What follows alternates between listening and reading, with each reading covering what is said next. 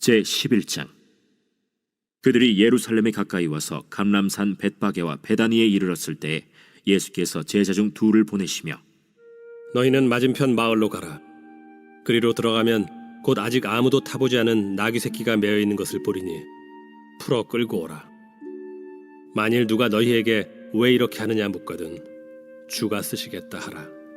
그리하면 즉시 이리로 보내리라. 제자들이 가서 본즉 나귀 새끼가 문 앞거리에 매어 있는지라. 그것을 푸니 거기 서 있는 사람 중 어떤 이들이 이르되 나귀 새끼를 풀어 무엇하려느냐? 제자들이 예수께서 이르신 대로 말한대 이에 허락하는지라. 거룩한 주일 2부 예배에 나오신 여러분 한 사람 한 사람을 주님의 이름으로 사랑하고 축복합니다. 이제 우리가 종려 주일 예수님께서 고난의 길을 걸어가신 첫날입니다. 우리가 보면 이런 고난을 생각해 보지만 우리가 이 주변에는 특별히 이제 4월 꽃들이 만발하는 계절입니다. 벚꽃이 이제 주중에 우리 교회 주변도 많이 필 것 같은데 부활절에는 이 고난주간이 지난 이후에는 더 건강한 모습으로 우리 성도들이 같이 만났으면 좋겠습니다. 우리 교회도 많은 분들이 또 아파하고 힘들어 하시는데 많은 분들이 이제 새롭게 또 이 코로나를 이겨나가고 치유되길 소망하면서 기도해 주시기를 부탁드리겠습니다. 이러한 마음으로 우리 옆분들과 우리 주변 분들에게 좀 인사할까요? 교회에서 만납시다. 인사합시다. 교회에서 만납시다. 부활절에는요, 기쁜 마음으로 꽃이 만발하듯 기쁜 마음으로 만나는 우리가 되길 소망해 봅니다. 우리가 이제 고난주간의 첫날이기 때문에 특별히 종려주일로 지키는 주일입니다. 그래서 종려주일의 의미가 무엇인가 이 시간 여러분들 같이 나누려고 해요. 이 종려주일이라는 의미는 종려가지 나무를 꺾어서 예수님을 환영했다라고 하는 의미를 담고 있습니다. 2000년 전에 이제 예수님께서 이 예루살렘 성에 입성하실 때 모든 백성들이 나와서 또 겉옷도 펴고 그 앞에 깔며 종려가지 나무를 흔든 것을 기념해서 지키는 것이 종려주일이죠. 여러분, 이 예수님의 길에 대해서 특별히 고난주간을 앞에 두고 말씀을 준비하면서 묵상하면서 예수님의 길이 무엇일까? 예수님이 우리들에게 들려주고 싶은 참된 메시지가 무엇일까라는 것을 계속해서 이제 묵상해 보았는데 그 길의 모든 종점은 바로 부활과 연결되어 있다라는 것입니다. 우리가 살아가는 이 시대 속에서 어렵고 힘든 여정도 있죠. 그리고 또 고난도 있습니다. 그러나 이것이 우리에게는 끝이 아니라 우리에게는 영광의 그날, 하나님 나라에서 편히 쉴 그날이 있다라고 하는 부활의 영광이 있기에 우리가 살아갈 수 있다라는 것입니다. 그래서 오늘 여러분들이 한번 이 고난주간을 이렇게 생각해 보시기 바랍니다. 2000년 전 그 자리에 내가 한번 가보자. 그런 마음으로 오늘 이 자리에 섰으면 좋겠어요. 특별히 무슨 일이 있었죠? 바로 오늘 예수님께서 이제 예루살렘 성을 입성할 때 나는 어떤 모습으로 있었을까 한번 상상해 보시길 바랍니다. 오늘 보면 등장인물들이 있습니다. 예수님이 당연히 등장하시고 또한 제자들과 나귀 주인, 또 예루살렘에 많은 호산나하며 환영했던 많은 백성들이 있습니다. 이들을 보면서 나는 어떻게 2000년 전 이 시대로 간다면 어떻게 반응했을까 한번 생각해 보시기 바랍니다. 특별히 오늘 본문 마가복음을 보면요. 이 고난주간의 한 주간의 기록을 마가복음은 거의 복음서의 3분의 1을 기록했습니다. 그만큼 예수님의 마지막 일주일이 중요하기 때문에 그만큼 예수님의 십자가 사건이 중요하기 때문에 많은 부분을 할애해서 마가복음뿐만 아니라 마태, 누가, 요한복음, 복음서 전체들이 다 예수님의 고난에 대해서 비중 있게 다루고 그리고 기록하고 있습니다. 우리가 고난주간의 일주일을 여러분들에게 말씀드리면 월요일 날 예수님께서 다시 예루살렘에 올라가셔서 성전을 청결하게 하셨고요. 화요일 날에는 유대교 지도자들과 논쟁하게 하셨고 수요일 날에는 구체적인 기록은 없지만 고난을 준비하면서 하루 종일 기도하시면서 주님의 뜻을 이루기 위해서 하루를 보내셨고 목요일 날에는 이제 제자들과 최후의 만찬, 성만찬을 하시며 말씀을 전하시고 그들의 발을 씻겨주신 세족식을 행하셨습니다. 또한 그날 밤에 제자들과 함께 겟세마네 동산에 가셔서 밤을 새시면서 기도하십니다. 한밤중에 가룟 유다가 병사들을 이끌고 와서 예수님을 붙잡아 가지고 장인인 바로 가야바의 집에 먼저 갔다가 또한 대제사장 안나스의 집에 갔다가 자고 있는 빌라도 총독에 갔으나 빌라도가 자기가 이 문제를 다룰 수 없다라고 해서 분봉왕 헤롯 왕에게 예수를 보내죠. 헤롯 왕에게 갔는데도 헤롯 왕도 이 말 저 말 물어보고는 아무 말씀도 하지 않으시니까 다시 빌라도에게 보냅니다. 그래서 밤새 이리저리 가고 예수님을 끌고 다니던 그들이 와서 예수님을 사형 선고하도록 재판한 것이 금요일 새벽 6시입니다. 불과 우리가 며칠 전만 해도 예수님을 호산나 다윗의 자손이요 라고 외쳤던 그들이 이제는 돌변해서 예수님을 십자가에 못 박아라 못 박아라 라고 외치고 있습니다. 그리고 나서 사형 선고를 받으시고 십자가를 메고 골고다산에 올라가셔서 그날 금요일 아침 9시에 십자가에 매달리시고 오후 3시에 숨을 거두셨습니다. 그리고 아리마다 요셉의 무덤에 누이셨다가 안식 후 첫날 주일날 새벽에 주님이 부활하셨습니다.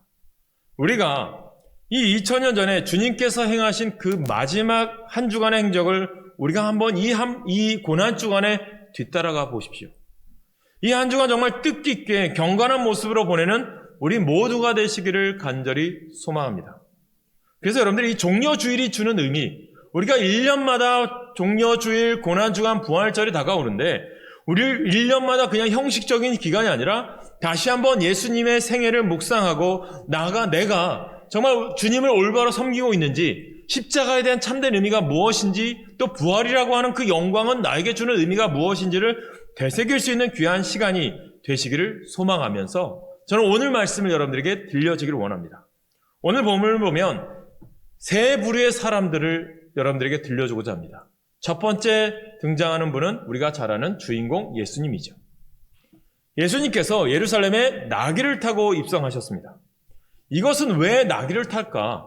로마의 장군으로서 아니면 이스라엘을 해방시킬 사람으로서 이 개선문을 앞장 세우고 병사들을 앞에 세우고 또한 악기들을 앞세워서 이렇게 당당하게 입장하는 것이 아니라 어떻게 하십니까? 어린 나귀 새끼를 타고 입성하십니다. 이것은 우리에게 예수님께서 이 땅을 세상의 권력과 권세가 아니라 겸손의 종으로 오셔서 하나님이 이 땅을 변화시키고자 한 일을 행하시기 위해서 오셨다는 의미를 우리에게 깨닫게 하기 위해서이라는 거죠. 우리가 읽은 본문 1절부터 6절 이후에 7절에 보면 이렇게 말씀합니다.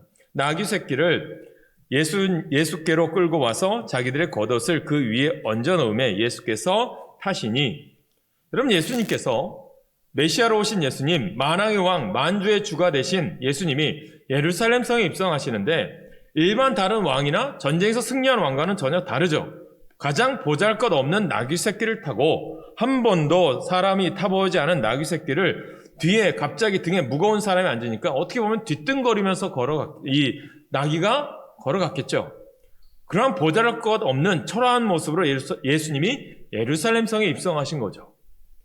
이 모습이 무엇일까? 왜 예수님께서 이러한 것을 통해서 예루살렘을 통해서 입성하시면서 종려주일에 보여주시는 메시지는 뭐냐 하면 우리는요 세상을 향하여 복음을 전할 때 내가 뭔가 세상 권력과 권세로 살아가는 것이 아니라 바로 예수님처럼 겸손, 낮아짐, 평범함, 가난 이런 모습으로 상징하는 거죠. 그러니까 예수님이 이 땅에 왕의 왕으로 오셨지만 온 인류를 죄 가운데서 구원하시기 위해서는 가장 낮아지시고 겸손의 종으로서 그 일생 동안 하나님의 귀한 뜻을 이 땅에서 행하시고 십자가에 달리셨다는 의미예요.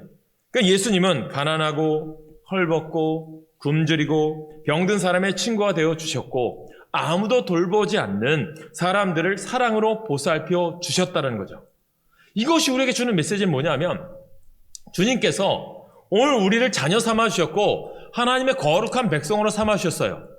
이 의미는 뭐냐면 하나님께서 이스라엘 백성들을 택하셔서 하셨던 사명이 오늘날 우리가 예수 그리스도를 믿는 자녀로서 교회를 다니는 사람으로서 해야 될 사명과 똑같다는 거죠. 하나님은 이스라엘 백성을 통해서 세상이 악해져가고 세상이 타락해져가는 그들을 변화시켜 가서 하나님이 가장 기뻐하는 에덴 동산과 같은 보시기에 심히 좋았더라라고 하는 그런 아름다운 하나님과 관계 맺는 사람이 되기를 원했던 거죠. 이스라엘 백성을 통해서 세상이 변화되기를 원했던 것처럼. 그러나 그렇게 되지 않았던 것을 우리가 알 수 있잖아요. 그런 우리들에게 죄로밖에 죽을 수 없는 우리들이잖아요. 그러나 이것을 주님께서 그냥 내버려 둘 수가 없어서 하나님은 그 사랑하는 아들 독생자를 보내셔서 우리를 자녀 삼아 주시고 그 예수 그리스도를 믿는 자마다 이제는 하나님의 권세로서 영생을 얻게 하셨는데, 이 땅이 악해져가고 시기하고 질투하고 미워하는 이 세상을 믿음의 사람으로 된 사람들이 변화시켜 가기를 원하는 거예요. 어떤 공동체로요? 하나님이 원하는 사랑의 공동체, 보시기에 힘이 좋은 공동체, 하나님이 기뻐하는 공동체가 되길 원하셨다는 거죠. 그러기 위해서 우리를 보내셨어요. 그 사명이 오늘 우리 가운데 있어요. 예수님의 삶이 그러한 삶이었고 우리는 예수님의 삶을 뒤따라가는 삶이에요. 그래서 교회의 력을 보면 모든 삶의 초점은 예수님의 생이에요. 특별히 부활이에요. 스가랴 선지자는 이에 대해서 예언합니다. 마태가 그 예언을 인용해서 이렇게 말씀했죠. 마태복음 21장 5절에 보면 그는 겸손하여 나귀 곧 멍에 매는 짐승의 새끼를 탓도다 하라 하였느니라. 여러분, 겸손과 온유는 동전의 앞뒷면과 같습니다. 여러분, 출애굽한 이스라엘 백성을 40년 동안 이끌었던 모세는 어떻습니까? 많은 무리들이 늘 이 모세를 원망하고 불평을 해요. 대들었음에도요, 모세가 화를 내거나 그러지 않아요. 온유한 모습으로 장정만 60만 명, 이스라엘 민족 200만 명 이상을 이끌어갑니다. 그래서 민수기 12장 3절에 보니까 이 사람 모세는 온유함이 지면의 모든 사람보다 더하더라. 모세의 온유함, 길들여짐에 대해서 이야기하죠. 성경은 말씀하고 있는 거예요. 강한 성격의 소유자가 세상을 다스리는 것 같지만 실제로는 그렇지 않다는 거예요. 온유하고 겸손한 자가 사람의 마음을 얻고 세상을 다스리는 것입니다. 예수님은 하늘 보좌 버리시고 이 땅에 내려오셔서 가장 낮고 천한 모습으로 이 땅에 임하셔서 평생 겸손과 섬김의 본을 보여주셨습니다. 그 모습을 우리가 따르는 제자라면 그 삶을 본받아 우리는 세상에 똑같이 낮아지고 섬기고 주님의 일을 감당하는 주의 백성 되시길 간절히 축원합니다. 그 일을 감당할 수 있도록 주님이 뭐 주세요? 건강도 주시고 복도 주시고 은혜도 주시고 항상 인도하실 줄 믿으시길 간절히 축원합니다. 그래서 마지막 제자들 향한 가르침에서도 제자들이 옆에서 목에 힘을 주어서 예수님이 높아지면 나도 한 자리 우측에 좌측에 국무총리든 장관이든 한 자리밖에 원했던 그런 교만한 모습을 보고 그들의 발을 씻어주신 마지막 가르침이 뭐냐 하면 요한복음 13장 14절 15절에 보면 내가 주와 또는 선생이 되어 너희 발을 씻었으니 너희도 서로 발을 씻어주는 것이 옳으니라. 내가 너희에게 행한 것 같이 너희도 행하게 하려 하여 본을 보였노라. 여러분들이 주님의 은혜 받았다면 은혜 받은 자의 삶을 사십시오. 하나님 앞에 믿는 자라면 믿는 자의 삶을 사시길 간절히 축원합니다. 예수님이 그렇게 본을 보이셨다는 거예요. 여러분, 그 본을 보인 것은 뭐예요? 따라 행하라는 거잖아요. 여러분들이 주님 앞에 부모님의 모습을 따라 행하는 것처럼 우리가 주님의 자녀라면 하나님 아버지 예수 그리스도를 따라 행하는 자가 되시길 간절히 축원합니다. 여러분, 사람의 근본 뿌리는 어떻게 보면 교만이라고 생각해요. 태초에 하나님께서 아담과 하와를 창조하셨지만 그들이 하나님과 동일시 되고자 하는 그 교만 때문에 어떻게 됩니까? 선악과를 먹어버렸고 그 순간부터 교만이 우리 속에 스며들었죠. 그 교만에서 벗어난 사람은 한 사람도 없어요. 이것을 죄라고 얘기하죠. 교만이 우리 삶 속에 스며 있다가 어느 순간 나도 모르게 나를 점령하고 그 교만이 나를 잘못된 길로 이끌어가는 거예요. 그래서 우리는 늘 자신을 돌아보면서 주님 앞에서 낮추는 자의 삶을 살아가는 거죠. 그래서 하루하루 살아가는 것이 기도하고 말씀 보고 주님 앞에 예배하는 자의 삶은요, 내 자신을 되돌아보는 거예요. 내가 오늘도 주님 뜻대로 살아왔는지 아닌지, 한 주간도 주님 뜻대로 살아왔는지 아닌지를 되돌아보면서 겸손한 모습으로 살아가는 주의 백성으로 다시 원시되는 삶을 살아가는 것이 예배와 기도와 말씀의 삶인 거죠. 그래서 앤드류 머레이 목사님이 이런 말씀을 하세요. 교활한 뱀이 자신의 교만한 독을 최초의 인간에게 주입했을 때 모든 인간이 비참함에 떨어지고 말았다. 예수님께서는 우리를 겸손에 참여하는 자들로 만들기 위해서 그럼으로써 우리를 구원하시기 위해 우리를 찾아오셨다. 사랑하는 여러분, 예수님 말씀하시죠. 마태복음 11장 29절에 말씀합니다. 우리 같이 읽을까요? 마태복음 11장 29절 시작. 나는 마음이 온유하고 겸손하니 나의 멍에를 메고 내게 배우라. 그리하면 너희 마음이 쉼을 얻으리니. 아멘. 그러므로 우리는 높아질 때, 많은 것을 소유했을 때, 남보다 더 많이 배웠을 때, 내가 사람들 앞에서 칭찬받고 인기를 얻고 있을 때, 이때 조심해야 되는 거예요. 왜냐하면 감사가 있어야죠. 이것은 뭐냐면 하나님 나에게 다른 사람들 이 어려운 코로나 시국에 내가 잘 돼요. 사업이 잘 되거나 또는 가정에 좋은 일이 생길 수 있어요. 또 하나님께서 나에게 어려운 시기에 또 은혜 주셔서 자녀들이 잘 될 수 있어요. 그럼 어떻게 살아가요? 야, 내가 잘났어. 남에게 자랑하고 너 안 된 사람을 핍박하거나 그들에게 안 좋은 일 행하는 것이 아니라 내가 좀 더 이 시간에 잘 된다면 하나님께서 왜 잘 되게 하셨을까? 뜻이 있다라는 거죠. 뭐예요? 베풀라는 거예요. 나누라는 거예요. 그래서 우리가 항상 깨닫는 것은 하나님, 저는 아무것도 아니에요. 모든 것이 주님의 은혜입니다. 그 은혜로 살아가는 자는 항상 그 은혜가 남들에게 전해지는 흘러넘치는 삶이 되시길 간절히 축원합니다. 그러면요, 어떻게 해요? 주님께서는요, 겸손한 자에게 더 높여주세요. 약할 때가 곧 강함이고요. 낮아짐이 곧 높아짐이고요. 주라 그리하면 채우시리라. 성경은 항상 말씀하잖아요. 그런데 우리는 그렇게 행하지 않아요. 그래서 사람의 됨됨이를 알려면 어떻게 돼요? 옛말에 뭐래요? 완장을 채워주면 그 사람 안다고 할 수 있어요. 보통 때는 멀쩡한 사람들이요. 감투 하나 씌워주면 목에 힘주고 이런 사람들이 있어요. 이런 분들이 꼭 사회적으로 무리를 일으키는 것 같아요. 우리가 어떤 위치에 있든지 간에 겸손할 때 하나님께서 높여주시고 더욱 귀한 일을 이루실 줄 믿으시길 간절히 소망합니다. 그래서 그런 분들이 있어요. 참 우리가 성도 때는 열심히 했는데 집사직분 되니까 더 안 해. 집사 때는 또 열심히 했는데 권사직분 되니까 더 안 해. 어떨 때 권사님으로서 정말 본이 되고 열심히 했다가 저분 정말 장로님감이다라고 해서 세웠는데 장로가 돼서는 더 못해. 안타까운 거죠. 여러분 직분이라는 것이 명예로운 거죠. 그 주님이 직분 주신 것은 남에게 군림하거나 내세우는 것이 아니라 섬김을 살기 위해서 섬김의 삶을 살라고 해서 주신 거예요. 그러므로 여러분들이 직분 가진 것을 감사함으로 나에게 하나님 능력이 되지 않고 나에게 하나님 부족하지만 나에게 권사 주신 것, 집사 주신 것, 성도 주신 것, 장로 주신 것 감사함으로 어떻게 살아가야 되죠? 저는 흘려보내야죠. 베풀어야죠. 사랑해야죠. 그때 하나님께서 어떻게 해요? 사랑할 수 있도록 베풀 수 있도록 더 큰 복을 주시는 줄 믿으시길 간절히 축원합니다. 그러니까 그때 주라는 거죠. 그럼 누가 채워요? 하나님이 채우는 거예요. 그런 경험을 하시길 간절히 축원합니다. 오늘 두 번째 등장인물을 볼까요? 누구냐면 제자들과 낙이 주인이에요. 여러분 어떨 것 같아요? 여러분들이 만약 이 시대에 2000년 전으로 갔다고 말씀드린 것처럼 내가 낙이 주인이고 내가 제자들이에요. 근데 예수님이 갑자기 야 너희들 저 옆 동네 가면 그냥 나귀 하나 있을 텐데 그냥 끌고 와. 여러분 어떨 것 같아요? 야, 예수님 거 아니잖아요. 아니 돈 주고 사와야 되는데 제가 돈이 어디 있어요?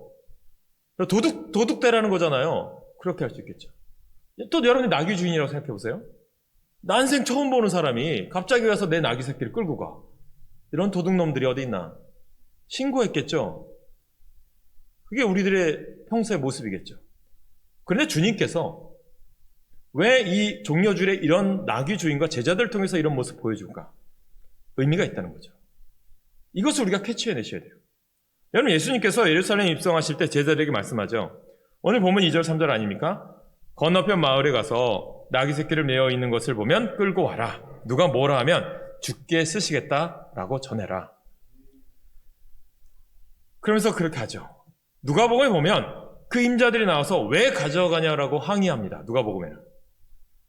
여러분 어떻습니까? 교회에서 여러분들에게 집사님, 권사님, 성도님 교회에 이런 봉사하세요, 헌신하세요라고 하실 때 저 안 돼요. 제 거 아니에요. 뭐 안 돼. 그런 여러분들 어떨 것 같아요? 목사님이 이거 필요하세요? 그럼 목사님 이거 필요한다라고 목사로서 부탁할 때 여러분들 몇 분이나 토한 달고 순종할 수 있을까요? 그런데 오늘 본문에 보면 주님이 쓰시겠답니다 라고 말하니까요. 거기에 저들이 아무런 토를 달지 아니하고 그러면 가져가서 주님이 쓰시도록 하십시오 라고 합니다. 여러분 이것이 바로 하나님이 기뻐하시는 순종의 모습입니다. 우리가 일생 동안 하나님께 인정받으려면요. 하나님 말씀에 순종하셔야 돼요.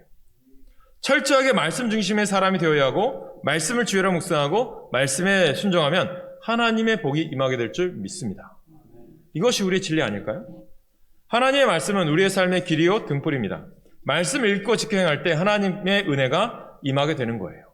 말씀은 우리 영혼의 거울이에요. 항상 말씀드렸죠? 비춰보고 고치는 것. 말씀에 비춰서 내 자신을 되돌아보고 나를 회개하셔야죠. 말씀을 보고 우리가 하나님의 뜻을 알고 실천할 때 어떻게 돼요? 하나님의 은혜가 임하게 되는 거예요. 그것이 바로 순종의 삶입니다. 그래서 항상 이런 고백하셔야 돼요. 주여 말씀하시옵소서. 제가 순종하겠나이다. 할렐루야. 그 복이 임하길 축원합니다. 또 순종은 저절로 되지 않아요. 희생이 있더라고요. 희생. 믿음의 조상 아브라함이 하나님께 인정받게 된 것은 그의 나이 100세 때 얻은 귀한 아들 이삭을 바쳤기 때문이겠죠. 그 바친 결과로 말씀 본 게 여호와 이레 아닙니까? 우리가 여호와 이레만 보지 마시고 그 이전에 결단했던 순종의 삶을 살았던 아브라함을 만나셔야 돼요. 여러분 40세가 넘어서 낳은 아들이 생겼다. 얼마나 귀합니까? 눈에 넣어도 안 아프겠죠. 어렵게 여러분들 시험관 해가지고 아이 생겼다. 얼마나 귀합니까? 그런데 하나님이 이 아들 드려라고 했을 때 여러분들 얼마나 드릴 수 있을까요? 아마 많은 사람들이 하나님 저희 귀한 아들인데 어떻게 드립니까? 안 돼요. 사랑하는 여러분, 아브라함은요 그 말씀이 하나님이 분명히 여기 아들을 드리라는 데는 뜻이 있고 하나님의 이유가 있고 주신 이도 하나님이시요 가져가시는 하나님이시면 또 보내주실 분은 누구예요? 하나님이시죠. 3일 길을 걸어갔잖아요. 아브라함이 청청병력 같은 명령이지만 마음을 정하고 말씀에 순종하여 아들 데리고 모리아 산 땅에 있는 한 산에 올라가서 그를 묶고 칼을 들었어요. 그때 하나님께서 아브라함아 아브라함아 라고 강하게 부르시면서 내 믿음을 내가 이제 알았다라고 말씀하죠. 그때 여호와 이레의 복을 경험하게 되죠. 온전한 순종이 이와 같은 놀라운 은혜와 축복을 가져오게 돼요. 예수님의 일생도 순종의 일생이었습니다. 빌립보서 2장 8절에 보면 사람의 모양으로 나타나사 자기를 낮추시고 죽기까지 복종하셨으니 곧 십자가에 죽으심이라. 주중에 코로나로 아픈 분들이 많은데 우리 옆에 이제 우리가 6월 첫째 주에 우리 교회 이제 아버지 학교 운동본부장이었던 김성묵 장로님이 와서 설교를 하시는데 평신도 주일이기 때문에 이분이 이제 한 달 이상 된 것 같아요. 갑자기 코로나에 확진되셔가지고 이분이 좀 몸이 안 좋으세요. 그래서 이제 저희 아버지 학교 이제 연락처가 있어서 이제 중보기도가 올라오죠. 이분이 이제 상태가 좀 안 좋으셔서 열이 39도, 40도까지 올라가면서 열이 안 떨어지는 거예요. 그래서 파주병원에 입원하셨는데 또 호흡까지 힘들어지셔서 인공호흡기까지 끼신 거예요. 그리고 이제 자녀들도 외국에 있는 자녀들도 아버지가 이제 돌아가시나 보다라고 하면서 미국에서도 오고 이제 준비하게 온 거죠. 그런데 감사하게 이분이 이제 잘 회복되어서 퇴원하셨어요. 그러다가 오랜만에 이제 교회 앞에 이 여자 권사님하고 산책하다가 교회에 들어오신 거예요. 처음에 봤는데 못 알아봤어요. 너무 마르셔가지고 아프셔가지고. 그리고 마스크 쓰고 계시니까 누군지 몰랐어요. 그랬더니 이런 말씀 하시더라고요. 여기 목사님이요. 여기 지나가다가 교회 앞에 열려있으면 언제든지 와서 차 한잔 마시고 가라고 그랬어요. 라고 얘기하시는 거예요. 그래서 제가 목사인데 그랬더니 자기 얘기를 하시니까 그때서야 제가 알아봤어요. 그런 생각에서 이런저런 대화를 나눴는데 그분을 통해서 이런 말씀했습니다. 그분이 이제 아버지 학교를 하고 부부 사역도 하고 가정 사역을 많이 하시고 간증도 하시는데 그분도 이제 자신의 삶에 순종한 얘기 또 자신이 힘들고 어려웠을 때 하나님 뜻대로 살았더니 하나님이 채워주신 은혜 이런 것들을 얘기하면서 참 많은 것을 또 대화하면서 은혜 받았어요. 이런 것처럼 여러분 순종은요 때로는 결단을 요구하세요. 그 결단할 때 하나님께서 분명히 그 믿음대로 살아가는 자는 주님은 그냥 내버려 두는 것이 아니라요 놀라운 은혜와 축복을 가져다 주는 거죠. 예수님의 일생도 그런 모습 아니었을까요? 히브리서 기자도 이야기하죠. 그가 아들이시면서도 받으신 고난으로 순종함을 배워서 온전하게 되셨은즉 자기에게 순종하는 모든 자에게 영원한 구원의 근원이 되시고 우리가 하나님께 쓰임받는 길은요 순종밖에 없습니다. 순종은 내가 그 말씀에 스스로 동의하고 따르는 것이 순종이죠. 복종은 내게 그것을 따를 마음이 없어도 억지로 따르는 것이 복종인데 그러나 말씀에 복종을 해도 복을 받고 순종을 해도 복을 받을 것이니까 저는 어차피 복 받는 길을 걸어가려면 순종하는 우리 모두가 되시길 축복합니다. 그래서 여러분 이런 기도 하셔야 돼요. 주님, 내게 주신 재능, 내게 주신 시간, 내게 주신 물질 가지고 기쁨으로 순종하며 주님의 일 하기 원합니다. 말씀을 통하여 내게 가르쳐 주시고 말씀을 통하여 내가 하나님의 뜻에 순종하는 주님의 자녀들 다 되게 하여 주시옵소서. 그런 기도예요. 그래서 어떤 분들에게는 제가 어려운 과정인데도 아는데 뭐 집사님, 권사님, 교회 이게 필요한데 좀 해주세요 부탁하면 거절하지 않고 해주시는 분이 있어요. 너무 감사하죠. 저는 그 과정에 하신 일 가운데 하나님께서 분명히 하늘의 문을 여셔서 축복의 통로가 열리게 하실 줄 믿어요. 저는 여러분 삶에 이런 축복이 있기를 원해요. 세 번째 오늘 등장하는 인물들을 볼까요? 호산나 외치는 사람들이죠. 여러분 우리의 삶이요 주님께 찬양과 영광만 돌리는 삶이 되시길 소망해요. 오늘 이 호산나 외치는 이스라엘 백성들을 보면서 제가 읽었던 책이 생각납니다. 카일 아이들먼이 쓴 책입니다. 팬인가 제자인가? 여기서 많은 질문을 하죠. 요즘 우리 아이들이나 젊은이들이 아이돌, 뭐 BTS라든가 많은 연예인들 좋아하잖아요. 근데 보면 이 연예인들에게 드리는 시간들은 참 대단한 것 같아요. 그래서 그들은 다 팬이겠죠. 근데 이 책에서 보면 팬은 뭐고 제자는 뭔가를 구분해요. 나는 오늘 예수님의 팬으로서 살아왔을까? 제자로서 살아왔을까? 제자로 살기보다 팬으로서 살기에 익숙한 우리들이 어떻습니까? 예수님은 선택하고 싶죠. 또 손해는 보고 싶어 하지 않아요. 그래서 여러분들 중요한 건 팬은요, 이 연예인들이 내가 좋아하는 대로 해주기를 원해요. 그래서 이 연예인들이 사고 치거나 잘못하면 팬들은 이제는 팬이 아니라 악플러로 변화가 되죠. 중요한 것이 있는 거죠. 그래서 이 책에서 그리스도인의 민낯을 좀 보게 하는 책인데 누가복음 9장 23절에 보면 이런 말씀을 해요. 또 무리에게 이르시되 아무든지 나를 따라오려거든 자기를 부인하고 날마다 제 십자가를 지고 나를 따를 것이니라 라고 말씀합니다. 이 책에서 보면 예수님 때문에 손해를 본 흔적이 여러분의 삶 속에 얼마나 있으십니까? 라고 물어요. 제자는 예수님을 위해서요 많이 포기한 사람이에요. 진정한 믿음, 제자로 살아가는 것은요 나의 소원이 이루어지는 것이 아니라 내가 주님을 위해서 얼마나 포기했는가입니다. 제자는 예수님 때문에 손해본 흔적이 있고요. 예수님 때문에 내 안에 상처가 있는 사람들이에요. 그 상처가요 믿음으로 가게 하는 거예요. 제자로 산다는 건 내 소원이 얼마나 이루어졌느냐 하는 것보다요 하나님 앞에 섰을 때 내가 주님 때문에, 내가 주님의 제자이기 때문에 내가 포기한 것이 얼마나 있는 것이냐라는 거예요. 부모님들이 자녀들에게 철이 들었다 할 때는 언제예요? 자식이요 부모의 마음을 알아줄 때 야, 너 이제 철 들었구나 그런 말 하죠. 여러분이 팬이 아니라 제자가 된다는 것은 누구의 마음을 알아요? 하나님 아버지의 마음을 아는 거예요. 오늘 이 호산나 했던 사람들은요 그런 사람들은 아니었던 것 같아요. 팬이었던 것 같아요. 많은 사람들이 자기의 겉옷을 또 종려나무 가지를 이런 것을 다 흔들면서 환영을 했죠. 성경에 보면 구약 성경에 보면 메시아가 두 가지 모습으로 나타나요. 고난받는 종의 메시아의 모습이 있고요. 위대한 승리자의 메시아의 모습이 있는데 저들은 고난받는 메시아의 모습을 상상한 것이 아니라 위대한 승자의 모습의 메시아를 상상했던 것 같습니다. 그래서 예수님께서 이 땅에 오셔서 야 예루살렘에 왔으니까 이제 드디어 예루살렘 성에 있는 모든 로마의 병정들 저 식민지를 만들었던 저들 다 물리치고 이제 예루살렘이 다시 다윗 왕조를 회복하겠다 그렇게 기대했던 거죠.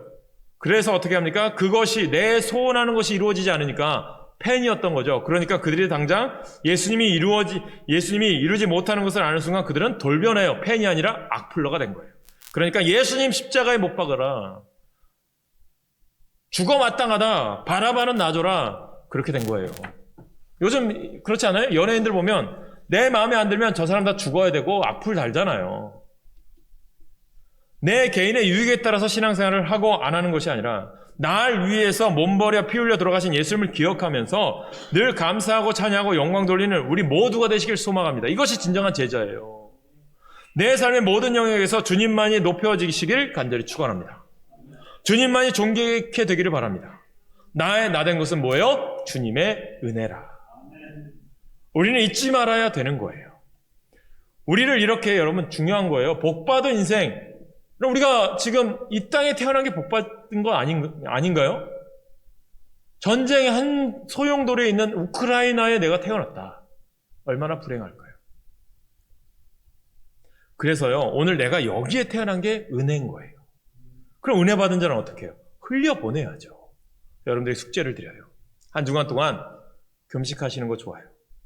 하루에 한 끼를 금식하든, 일주일 정해서 하루를 온종일 금식하든, 요즘 밥값이 한 끼에 10,000원이라면, 여러분들이 금식한 만큼, 다음 주에는요, 주일날 부활절 감사헌금 말고요, 또 이러니까 또 부활절 감사헌금에 합해서 하지 마시고, 헌금은 여러분들 정말 제대로 구별하셔서 하셔야 돼요. 어떤 분들은 이것저것 다 합쳐서 하는데 아니에요. 하나님의 것은 철저하게 감사한 대로 구별하셔서 드리셔야 돼요. 다음 주에 여러분들 숙제는 뭐냐면 금식하셔서 여러분들이 식사비에 아낀 것을 헌금 봉투에다가 우크라이나를 위한 헌금이라고 하세요. 그러면 그것을 지난번에 여러분들에게 말씀드린 것처럼 송솔나무 집사님에게 보내드리려고 해요. 자신의 악기 팔아서 자신의 시간 다 팔아서요. 우크라이나 그 어린이들을 돕고 있거든요. 늘 그냥 한 주간 고난 주간 그냥 보내지 마시고 여러분들이 받은 선을요 흘려보내는 기회로 삼으시기 바랍니다. 그때 여러분의 가정에 여러분의 삶에 복이 넘치게 될 줄로 믿습니다. 사랑하는 여러분, 우리가 꼭 기억해야 되는 것은 내가 믿는 예수님이 나에게 어떤 분이신가, 영원히 존귀함 받고 찬양 받으실 주님이십니다. 내가 나의 이익을 위해서 예수님을 이용하고 내가 나의 뜻대로 되면 그것이 좋아서 신앙생활하고 그것이 나의 뜻대로 되지 않으면 교회를 떠나고 하는 그러한 잘못된 신앙의 모습이 되면 안 됩니다. 우리가 낮아져서 순종하고 복종하면 주님이요 우리를 높여주세요. 그래서 빌립보서 2장 9절에서 11절에 보면 하나님께서 십자가 고난당한 예수님을 높여주셨어요. 제가 읽어드릴게요. 이러므로 하나님이 그를 지극히 높여 모든 이름 위에 뛰어난 이름을 주사 하늘에 있는 자들과 땅에 있는 자들과 땅 아래에 있는 자들로 모든 무릎을 예수의 이름에 꿇게 하시고 모든 입으로 예수 그리스도를 주라 시인하여 하나님 아버지께 영광을 돌리게 하셨느니라. 이 시간 반주해 주실 때 슬픈 마음 있는 자, 몸과 영혼 병든 자 반주해 주시는데 사랑하는 여러분, 낮아지시고 겸손하여 십자가를 지시니까 하나님이 높여주셔서 온 천하 만물이 주님 앞에 다 무릎을 꿇게 만드신 거예요. 그러므로 우리가 남은 여생 오직 하나님의 영광을 위하여, 주님의 영광을 위하여 내가 가진 모든 것 다 바쳐 헌신하는 주님의 귀한 일꾼이 되셨으면 좋겠습니다. 사랑하는 여러분, 우리 인생 금방 지나가잖아요. 한 번뿐인 인생입니다. 우리는 하나님의 자녀로 택함 받았으니 이제부터는 남은 여생을 겸손의 종으로, 주의 말씀에 순종하는 종으로, 범사에 하나님께 영광 돌리는 종으로 살다가 장차 주님 앞에 설 때 잘하였도다, 착하고 충성된 종아 라고 칭찬받는 주님의 자녀들 되시길 간절히 소망합니다. 이 찬양을 부르는 이유는 우리 교회가 보면 어제도 이제 한 분이 문자를 보냈어요. 8차 항암 치료 잘 받게 해주셔서 감사합니다. 8번 동안 항암 치료 받았는데 여러분 감사하대요. 힘드시잖아요. 그런데 감사하대요. 전 그 메시지가 또 저에게 감사가 되죠. 또 어떤 분들은 또 코로나 때문에 힘들지만 또 하나님께 감사하대요. 설 수 있어서 또 쉽게 지나가서 또 감사한 분들도 계시대요. 사랑하는 여러분, 주님은요 주의 이름을 부르는 자와 함께 하세요. 또한 주님은요 고난과 역경 가운데도 주님 의지하는 자와 함께 하세요. 여러분이 고난 주간 특별히 여러분들이 새벽 기도에 회복하셔야 돼요. 그동안 기도하지 못한 것 회개하고 다시 주님이 원하는 자리에 돌아오는 교회로 삼으세요. 그러면 분명히 여러분 가운데 슬픈 마음 있는 자, 몸과 영혼 병든 자 주님 이름 부르면요 주님이 치유하시고 회복시키시고 역사하실 줄 믿습니다. 그 주님을 경험하는 여러분 되기 소망하며